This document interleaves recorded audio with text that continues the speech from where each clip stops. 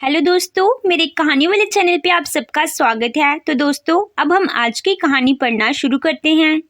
सपना का पति कपिल एक छोटी मोटी नौकरी करता था, जिस वजह से सपना को पैसों की वजह से हमेशा कई सारी परेशानियों को झेलना पड़ता था।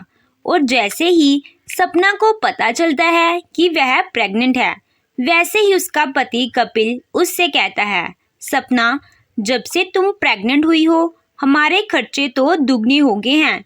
तुम्हारे दवाई का खर्च, घर का खर्च, तुम्हारा खर्चा, तुम्हारे कपड़े और फिर मेरा भी अपना खर्चा, ऑफिस आने जाने, किराए का खर्चा और हमारे होने वाले बच्चे का कितना ख्याल रखना पड़ रहा है।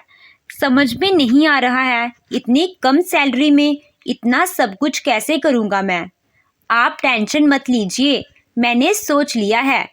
जब तक मेरी डिलीवरी नहीं हो जाती, मैं और आप भैया भाभी के घर जाकर रहेंगे, ताकि हमारा खर्चा भी बच जाए। ये तुमने बिल्कुल सही सोचा है, नहीं तो मैं इतने सारे खर्चे कैसे उठा पाता। सब कुछ अकेले हैंडल कर पाना बहुत मुश्किल हो रहा था मेरे लिए। सपना अपनी पति के बारे में तो सोच लेती है कि वह इतना सारा खर्च कैसे उठाएगा, लेकिन वह अपने भाई के बारे में नहीं सोचती। थोड़ी देर बाद सपना और कपिल अपने भाई विक्रम के घर पहुंच जाते हैं। सपना को अचानक आए देख उसकी भाभी कहती है, सपना, तुम अचानक यहाँ आने से पहले बता तो देती। आज तुम्हारे भैया घर पर ही थे, वह खुद तुम्हें लेने के लिए आ जाते। भाभी, आपके नंदोई जी भी यही कह रहे थे और वह तो यहाँ आ भी नहीं रहे थे, पर मैं ही उन्हें जबरदस्ती यहाँ लेकर आई हूँ। और अगर आने से पहले मैं आपको भैया को बता देती तो मेरा सरप्राइज तो धरा का धरा ही रह जाता ना। वैसे इतनी जल्दी नहीं जाने दूंगी इस बार, कुछ दिन रुक कर जाना, कोमल अपनी ननद सपना से कहती है। यह सुन सपना का पति कपिल कोमल से कहता है, भाभी, अब आप टेंशन मत लीजिए, अब आपको ही सपना का ध्यान रखना है। आज सपना 9 महीने यही रहेगी, क्योंकि आप मामी जो बनने वाली हैं। अब आपको ही अपने होने वाले भांजे या भांजी के साथ साथ अपनी ननद का ख्याल रखना होगा। यह तो बहुत अच्छी खबर है। अच्छा, आप दोनों कमरे में बैठकर आराम करो, मैं आपके लिए कुछ बनाकर लाती हूँ। तब तक माँ जी भी आ जाएंगी। भाभी, माँ घर पर नहीं है क्या? हाँ, माँ जी घर पर नहीं है, वह कीर्तन में गई हैं और तुम्हारे भैया भी कहीं बाहर गए हैं। मैं उनको फोन करके बता देती हूँ, क्योंकि कितनी बड़ी खुशखबरी जो है, सपना 9 महीने के लिए उनके साथ रहने के लिए आ गई है। यह बात सुनकर वह थोड़ी परेशान तो हो जाती है, क्योंकि उसके घर की आर्थिक स्थिति भी कुछ सही नहीं चल रही थी। पर फिर भी कोमल अपनी ननद को कुछ नहीं कहती और उसकी खुशी में खुश होती है। अब शाम को जैसे ही गंगा घर आती है और वह अपनी बेटी को अपने घर में देखती है तो बहुत खुश होती है। अपनी बेटी को अपने सामने देखकर उसकी खुशी का ठिकाना नहीं रहता। और जब उसे यह पता चलता है कि वह नानी बनने वाली है, तो मानो जैसे उसे पूरी दुनिया का ही सुख मिल जाता है। क्या मैं नानी बनने वाली हूँ और तुम मुझे ये खुशखबरी अब दे रही है? अरे, जिस दिन तुझे पता चला उसी दिन मुझे हम सबको बताना चाहिए था, क्यों नहीं बताया? अगर मुझे पता होता तो मैं खुद तुझे लेने आती। माँ, खुशखबरी ऐसी थोड़ी ना दी जाती है, और वैसे भी आप मुझे लेने आई उससे पहले मैं यहाँ आ गई। कोमल, जरा विक्रम को फोन कर कि वह फ्रूट लेकर आ जाए। और हाँ, घर में अब हमेशा अच्छी अच्छी चीज़ खाने के लिए रहनी चाहिए। आखिर मेरी बेटी का पहला बच्चा जो होने वाला है। माँ जी, मैंने विवेक जी को पहले ही फ़ोन करके ये खुशखबरी सुना दी है, वह भी बहुत खुश हैं। पूरा घर एक साथ बैठकर बातें कर रहा होता है। तभी विवेक अपनी बहन के लिए बहुत सारे फल फ्रूट और काजू बादाम लेकर आता है और आते ही घर वालों का सबसे पहले मुंह मीठा करवाता है। और आप सब ऐसे ही खाली बैठे हैं, मुंह मीठा कीजिए। अरे घर वालों का ही मुंह मीठा करवाएगा या दोस्त यार और रिश्तेदारों का भी? सबका मुंह मीठा करवा दिया है। भैया रहने दीजिए, मेरा अभी मीठा खाने का मन नहीं कर रहा और मीठे का नाम सुनते ही मुझे उल्टी करने का मन कर रहा है। आप प्लीज़ मेरे लिए अभी जाकर दवाइयाँ ला दो ना। अभी तो दुकान भी बंद हो गई होगी। बहाने क्यों मार रहे हो? नहीं लानी तो रहने दो, पर इतनी जल्दी केमिस्ट की दुकान बंद थोड़ी ना होती है। तभी पास बैठी कोमल विक्रम से कहती है, हाँ विक्रम, पास वाली दुकान बंद होगी तो आप थोड़ी दूर चले जाना, पर उसका दवाई खाना ज़रूरी है। ऐसी हालत में वह अपनी एक टाइम की भी दवाई नहीं छोड़ सकती, समझो ना। अरे ठीक है बाबा, ला रहा हूँ। सपना, तू जल्दी से मुझे अपनी दवाई की स्लिप लाकर दे दे। मैं पहले तेरी दवाई लाकर देता हूँ, खाना मैं आकर खा लूँगा। विवेक बिना खाना खाए अपनी बहन के लिए रात के 11 बजे दवाई लेने जाता है और दवाई लाने के बाद खाना खाता है। अब इसी तरह से कुछ दिन बीत जाते हैं और विवेक अकेले ही अपने घर के खर्चे के साथ अपनी बहन का भी खर्चा उठाता है। कुछ दिन के बाद, भाभी आज खाने में क्या बना रही हो? मैं तो रोटी सब्जी बनाने जा रही थी। अगर तुम्हें कुछ खाना है तो बता दो, तुम्हारे लिए कुछ और बना देती हूँ। चलो, आपने मुझसे पूछा तो सही। मुझे तो लगा था कि आप मुझसे कभी पूछोगे ही नहीं कि मुझे क्या खाना है। सपना, बताओ तुझे क्या खाना है, मैं बना देती हूँ। वह थोड़ा कामों में व्यस्त रहती हूँ, इसीलिए ज़्यादा पूछने का मौका नहीं मिलता। हाँ भाभी, मैं जानती हूँ, मैं कुछ कर नहीं पाती। अगर मैं प्रेग्नेंट ना होती और डॉक्टर ने मुझे आराम के लिए ना कहा होता ना, तो मैं भी घर के कामों में आपकी मदद करवाती। वैसे मेरा आज ना कुछ बाहर का खाने का दिल कर रहा है, इसीलिए आप खाना बनाना रहने दो और भैया से बोलो कि वो बाहर से कुछ अच्छा सा खाने के लिए ले आए।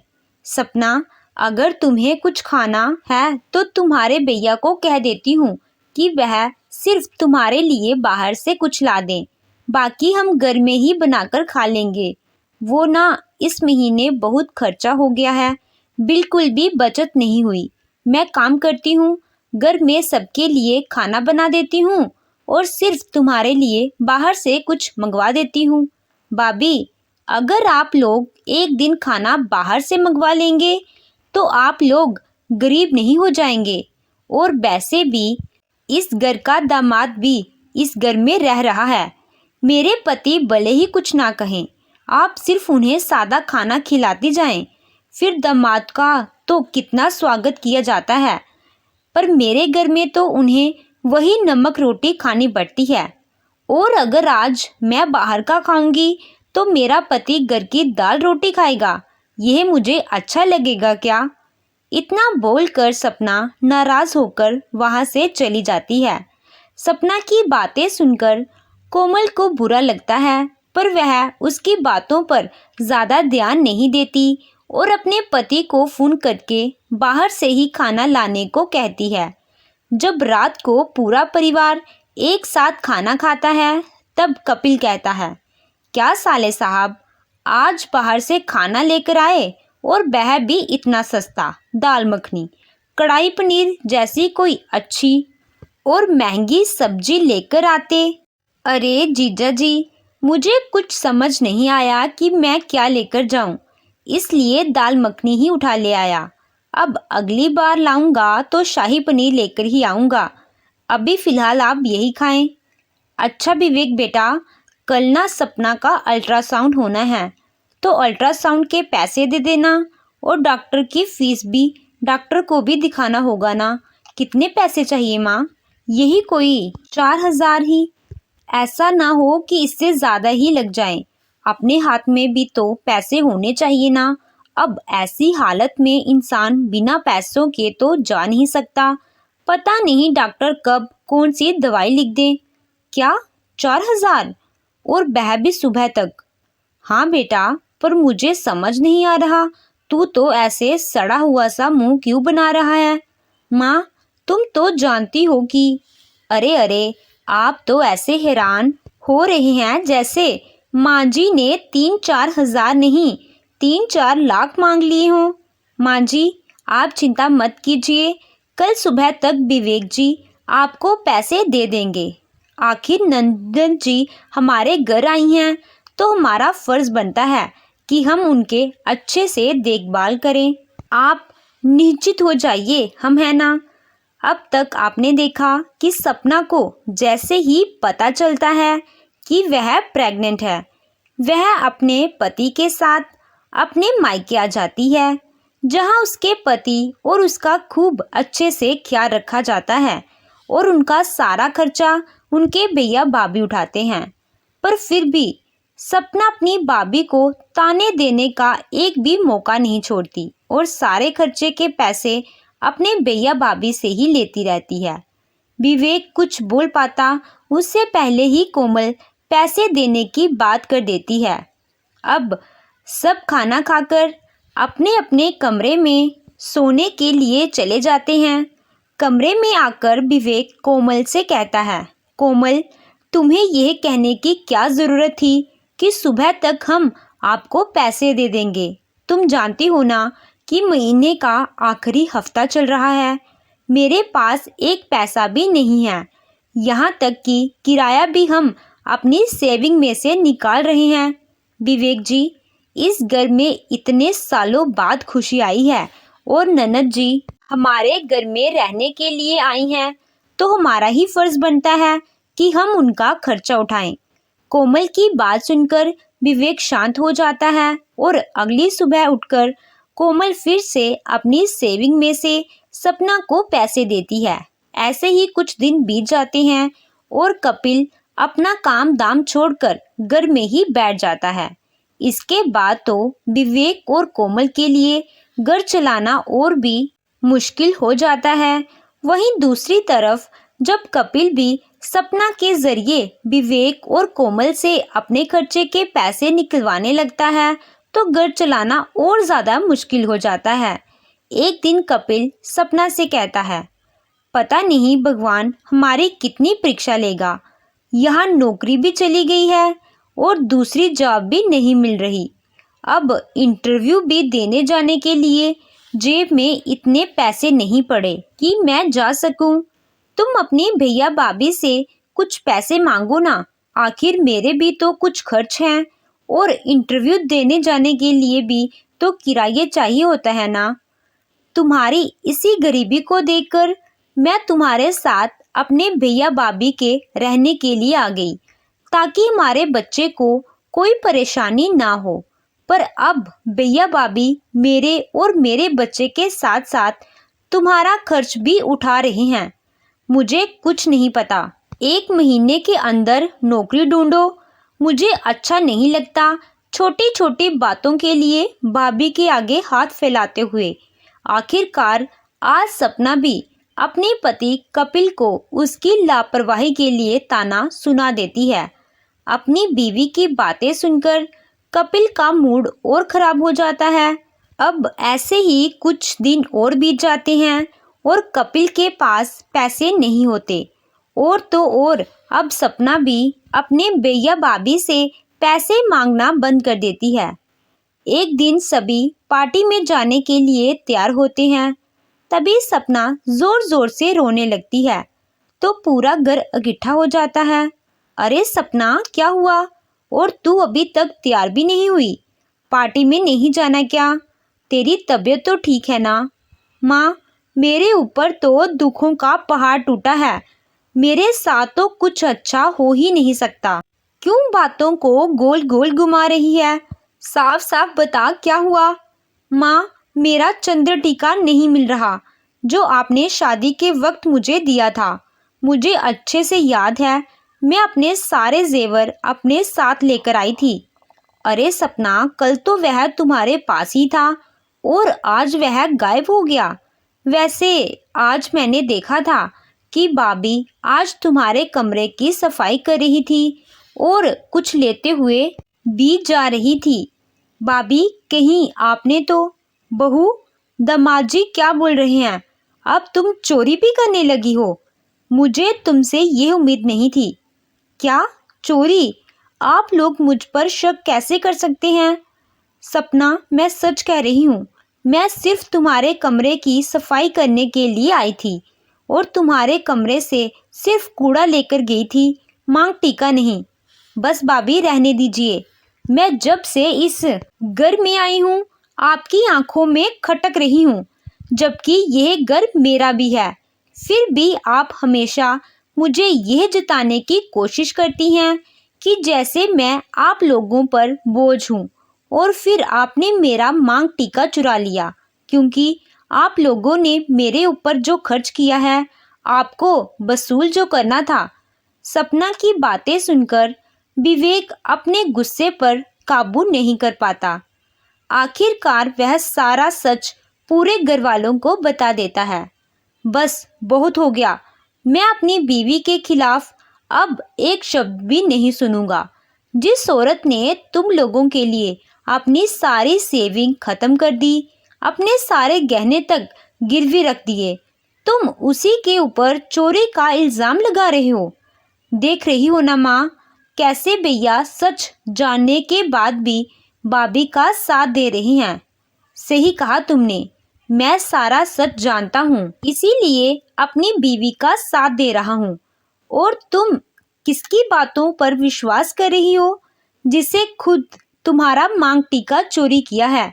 भैया, सोच समझकर बोलिए मेरे पति के बारे में। माना कि वह इस वक्त कहीं काम नहीं करते, इसका मतलब यह नहीं कि वह चोरी करना सीखें। वह मेरा मांग टीका क्यों चुराएंगे? वह यह बिल्कुल भी नहीं कर सकते। इसीलिए आप उन पर घटिया इल्जाम लगाना बंद कीजिए। अरे नालायक, तू किस तरह की घटिया बात कर रहा है? भूल गया क्या? तू जिस इंसान पर चोरी का इल्जाम लगा रहा है, वह इस घर का दामाद है। सच जानकर तुम लोगों को बुरा लग रहा है ना? अफसोस, सच यही है। सपना, तुम्हारा पति एकदम का निकम्मा है, जो कभी काम करना ही नहीं चाहता। बस उसे मुफ्त की रोटी तोड़नी आती है। और तुम्हारा मांग टीका तुम्हारे पति ने ही चोरी किया है। कोमल ने यह सब अपनी आंखों से देखा था और वीडियो भी बनाया था, ताकि मैं इसकी बात का विश्वास करूं। जब मैं उसे कहा कि यह सच वह तुम्हें बता दे, पर उसने नहीं बताया। पता क्यों? क्योंकि वह नहीं चाहती थी कि तुम्हारा विश्वास अपने पति से उठे और तुम्हारा मूड भी खराब हो। क्या सपना का मांग टीका दामाद जी ने चोरी किया है? दामाद जी, आपको शर्म नहीं आई? अपनी पत्नी का मांग टीका खुद चोरी करके मेरी बहू पर इल्जाम लगा रहे हो। मुझे तो अभी भी विश्वास नहीं हो रहा कि कपिल जी ऐसा कुछ कर सकते हैं। कपिल, आपने क्यों किया ऐसा? भैया कह रहे हैं। यह आप लोगों को जो थोड़ा सा भी विश्वास कपिल पर है ना, वह भी खत्म हो जाएगा इस वीडियो को देखने के बाद।